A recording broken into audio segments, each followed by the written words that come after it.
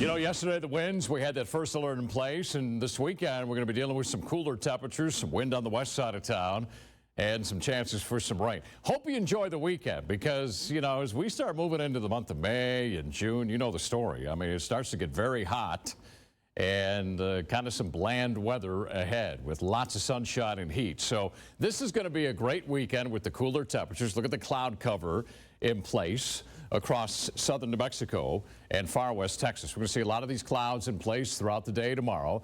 Then we got this guy, this cold front coming in from the northeast. This is the front that will leave us with a cooler weekend.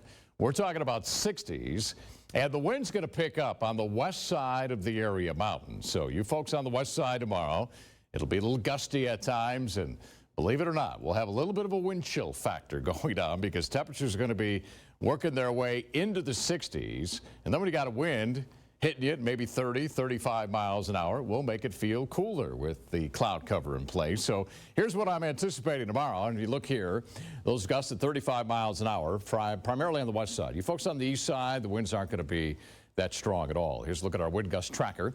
And if you notice, the wind's not going to be an issue tonight. They will gradually pick up tomorrow. We got this area of green here, which is indicative of a little stronger winds that'll be taking place tomorrow. We'll be hit with some of the winds in the morning.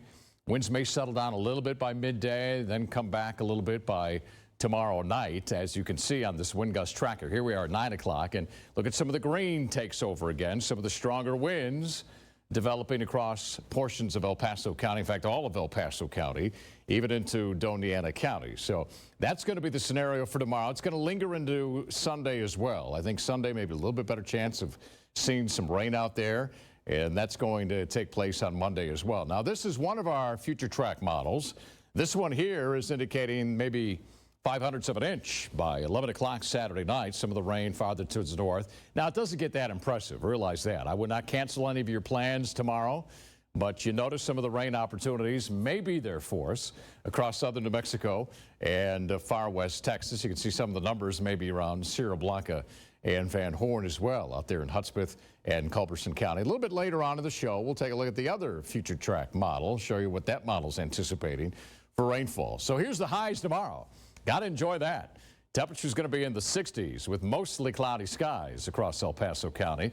Doñana County for you folks, places like Mesilla at 66, Hatch at 65. Look at White Sands at 64. Maybe you want to take the family to White Sands. You'll have the cloud cover. You'll have the cooler temperatures. It'll be nice out there, other than maybe some of the breezes out there at White Sands. 50 overnight tonight, mostly cloudy. Tomorrow, 66 will be the high.